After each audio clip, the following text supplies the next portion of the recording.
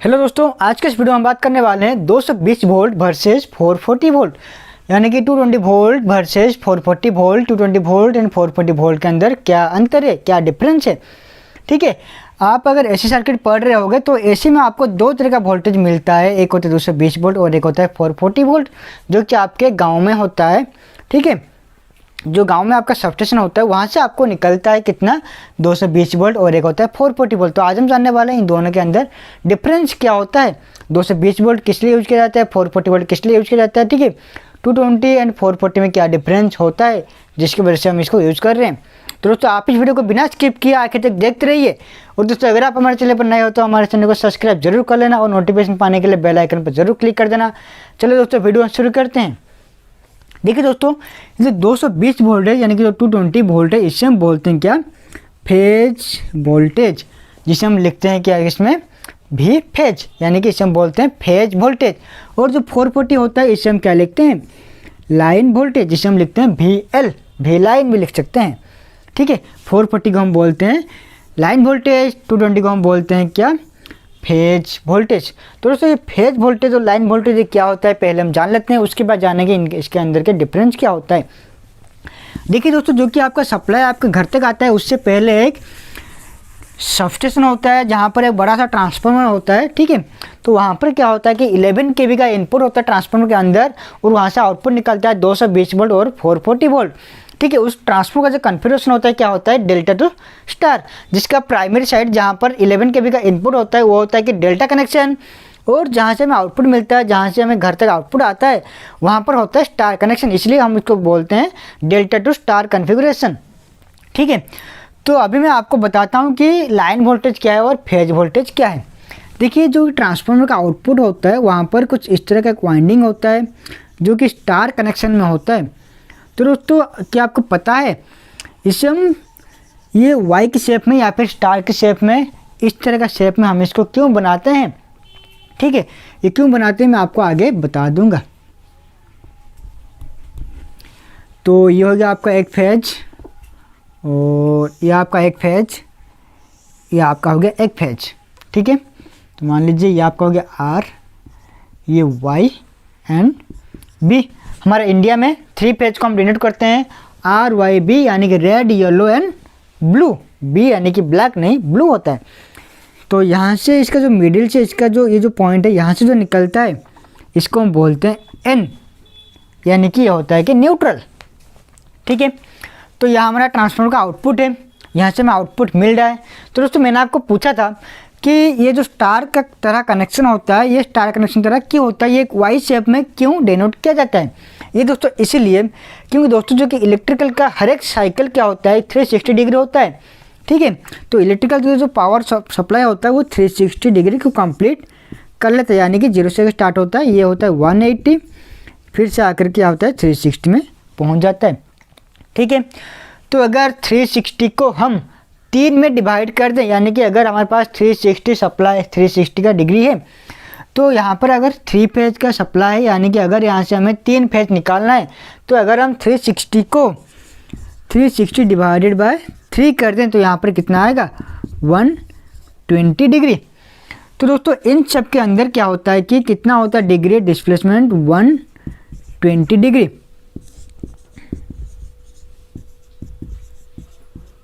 ठीक है, इसलिए इसको हम स्टार कनेक्शन की तरह दिखाते हैं। ठीक है, लेकिन दोस्तों इसका जो एक्चुअल जो कनेक्शन होता है वो क्या होता है कि इस तरह का 3 वाइंडिंग होता है और 3 वाइंडिंग को एक यहाँ पर कर लिया जाता है और ये आपका 3 फेज हो जाता है। लेकिन जब भी हम डायग्राम बनाते हैं तो उसको हम कुछ इस तरह से बनाते हैं, क्योंकि इन तीनों के अंदर 120 डिग्री का डिस्प्लेसमेंट होता है। ठीक है, ये आपका हर एक फेज में होता है। अगर आपका 3 फेज सप्लाई है तो यहाँ पर हर एक फेज के अंदर जो एंगल होगा वो कितना होगा, 120 डिग्री का एंगल होगा। ठीक है, तो यहाँ पर मान लीजिए पहले इसमें से पहले किसी एक फेज यहाँ पर एंट्री करता है, तो ये आपका हो गया पहला फेज। ठीक है, तो उसके बाद जो फेज आएगा वो कितना आएगा, वो इससे 120 डिग्री पीछे आएगा या फिर आगे आएगा। तो मान लीजिए वो उससे 120 डिग्री पीछे आता है। ठीक है, तो 120 डिग्री पीछे, तो मान लीजिए यहाँ पर होता है इससे 120 डिग्री,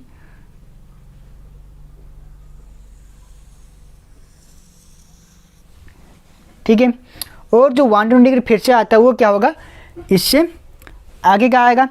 तो ये होता है इसका 0, ये होता है इसका 90 और ये होता है इसका 180। तो इसका 120 कहाँ पर आएगा, यहीं पर आएगा। तो जो नेक्स्ट फेज हमारा होता है वो कहाँ से स्टार्ट होगा, यहाँ से स्टार्ट होगा, ठीक है।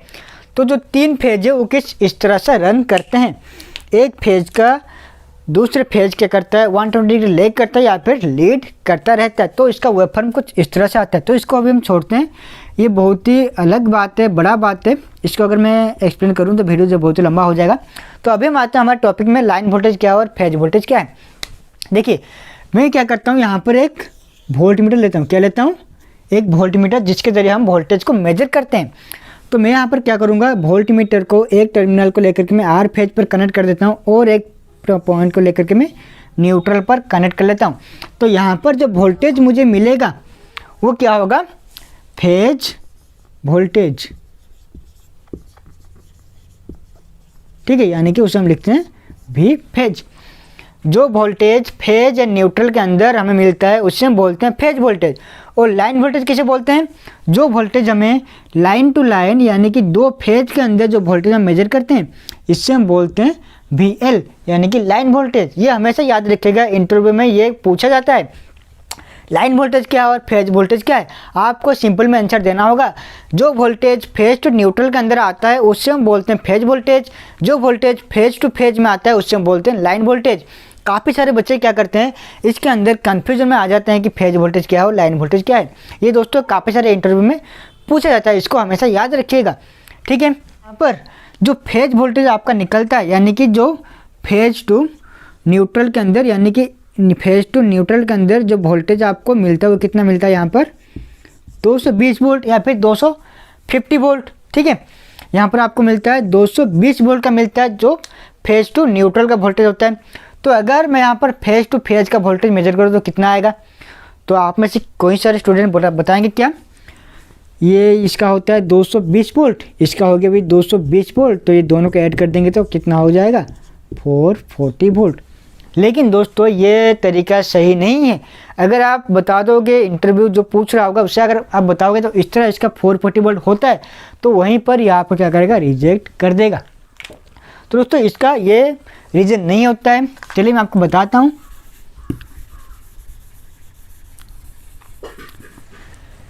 देखिए अगर आपका 220 वोल्ट कहाँ पर आ रहा है, फेज वोल्टेज पर आ रहा है, तो लाइन वोल्टेज यहाँ पर कितना आएगा, तो भी लाइन कितना आपका आएगा 220, सॉरी यह आपका आएगा भी फेज। भी लाइन निकालने के लिए इसका फॉर्मूला होता है जो कि होता है भी फेज इंटू √3। क्या होगा, भी फेज इंटू √3। तो ये आपका क्या हो जाएगा, भी फेज कितना है 220 वोल्ट इंटू √3 का वैल्यू कितना होगा 1.732। तो देखते हैं कितना वोल्टेज आता है। तो यह आपका कितना आएगा 381.04 वोल्ट, ठीक है।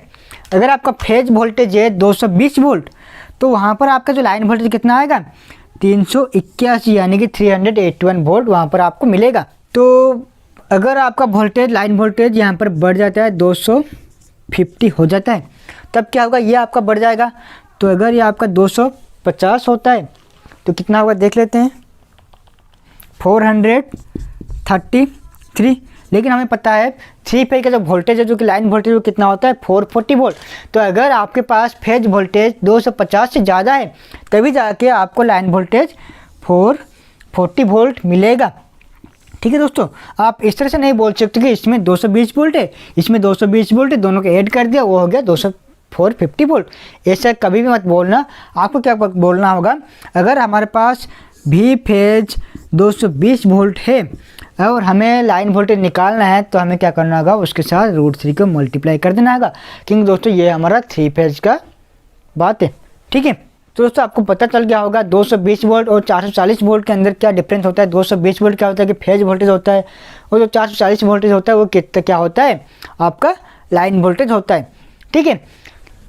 आई होप कि वीडियो आपको पसंद आया होगा दोस्तों। अगर आपको वीडियो अच्छा लगा है तो लाइक ज़रूर कर देना और अपने दोस्तों के साथ शेयर भी जरूर कर लेना दोस्तों। ये हमारा नया चैनल है तो इसको आपको सपोर्ट की ज़रूरत है, जितना हो सके उतना शेयर कीजिए। नया चैनल है, थोड़ा आपका सपोर्ट चाहिए, तो दोस्तों शेयर कर लीजिए, लाइक भी कर दीजिए, कॉमेंट ज़्यादा से ज़्यादा कमेंट कीजिए और दोस्तों अपने दोस्तों को भी बोलिए सब्सक्राइब कर लीजिए, ठीक है दोस्तों। तो ज़रा हेल्प कीजिए इस चैनल को ग्रो होने के लिए, ठीक है दोस्तों।